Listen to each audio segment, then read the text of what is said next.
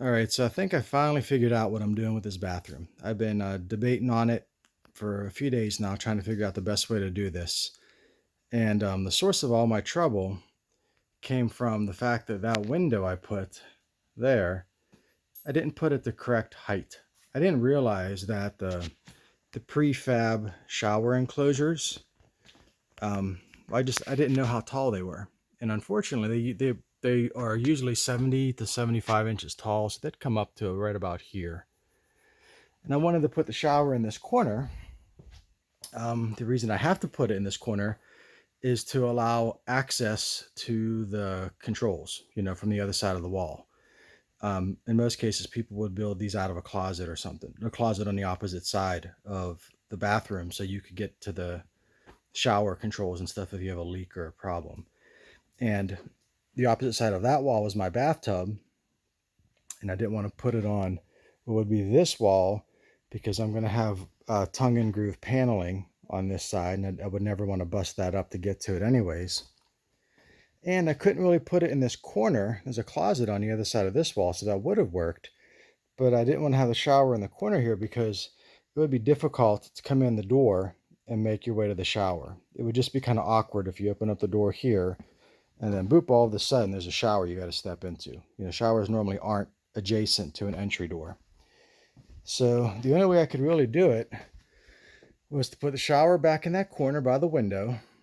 And in figuring all this out, I determined that I'd have to do a tile shower because there's no prefab enclosures that would be low enough for that window. So then I was figuring out, how am I going to do a tile shower in that corner? If I did a 3-foot shower, that window, the actual window frame, is exactly 36 inches. And I planned it that way initially thinking that'd be a smart thing. But the trouble is this is the 36-inch line right here. So that's where my shower pan would be at the bottom. And the door to the shower has to be on the inside. I can't mount the door to this to this joist or this piece of wood because it'd be on the outside of the shower pan. Shower pans are 36 inches. So that's the trouble. And of course they make longer shower pans. So I was thinking, okay, well, I can get they have some that are 38 inches and then they go like 40 inches and so forth. So if I come out 38 inches, I'd come out just to right about here and I could do that. But then the trouble is it seems like kind of an awkward, it's just an awkward position of that. The window wouldn't end up being centered if I did that. And then getting into it would be a little bit awkward. It would be wasted space over here. Long story short, what I'm going to do is just go with a 60-inch shower pan across the bottom. So that'll make this whole room 60 inches across, which is more narrow than I thought before. The benefit of that is I could just have a complete shower pan across, and then I'm just going to build a wall here with a curb, that you step over to get into the shower, but there'll be a wall that comes up here. And this is where the shower head will be on the opposite side, so I could access the controls from right here. I'll just put a little panel in it, so if I ever need to get into them, I could access them right here as if this was a closet. And that's common. I've seen that in some things I've watched people do that in bathrooms from time to time. So the way you would get in the shower is you would just take a step right across here. This is 24 inches, which would be enough room. And then you're in the shower here. And then there'll be a shower head right in the center here. And then I'll have a little shelf built in on this framing here. And then this will all be a pan that goes out. So there'll be a door here, and this is where the shower door will go. So that'll make sure that there's framing on both sides of that, and there'll be less chance of water spraying around to get out of it. The shower head will come down this way, so it'll hit against the wall behind me, which will be good. And then you'll still have access to this, and this will also serve as a shelf if somebody wants to put stuff up here. So you can still get to the window. And then the other benefit of doing it this way is because this entire room is a little bit more than 60 inches across, but this distance here for the pan is 60 inches. That gives me about almost 4 inches here. The benefit of that is I'll be able to run my plumbing across, and I did not want to drill through this big 6x6. So this way I could have my plumbing come across and make a slight S that'll come here, and go across here, which will go outside for a hose because I won't have an exterior hose when I do all this.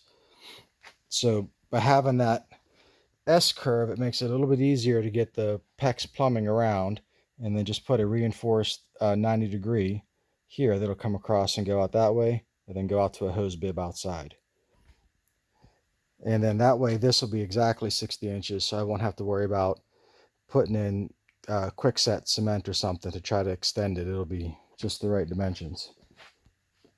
So that's the plan. And then, yeah, so that's the shower. And then the toilets here, you got to have 15 inches to the left and the right of the drain.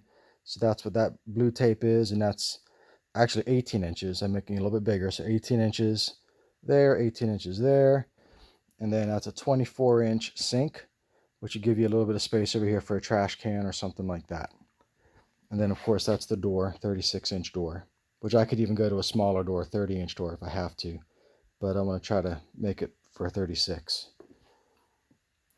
So that's what I'm going to try to do here. I haven't mounted anything or dug anything up. The drain outside, if you could see this black line, that's the direction of the drain. It goes right out there to my septic. And I measured it with a tape measure. It comes in, comes in, comes in. See the line? Then it kind of makes a turn here that goes to the bathtub. So I can't see what happens after that bend. My camera just went to that bend. And with a tape measure, I kind of estimate that's about where that drain is. It's probably off a few inches, but that's roughly the idea. So my plan would be is when it turns in here, then I'll have my drain. It'll be an off-center drain in the shower. So there'll be a drain here, toilet drain, and a sink drain. Those three things will all come together, and then fingers crossed they'll match up somewhere where that line is, because it's going to come roughly around. It might even come right under the toilet. I might even be able to put the toilet right on top of it. I don't know. I'll just have to see how all that lines up. But that's what I got planned for all that. So I'm hesitant to anchor any of this wood down just yet. So I think what I'm going to do is I'm just going to keep it where it is, so I have an idea where things are going to go.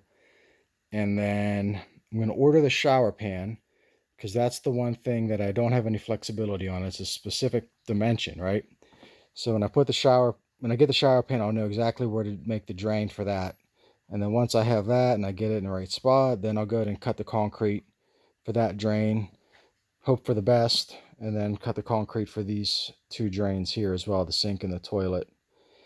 So I'm probably still at least a week away before I do any of that kind of work. But yeah, there you go. That's what I'm going to try to do with all this. We'll see.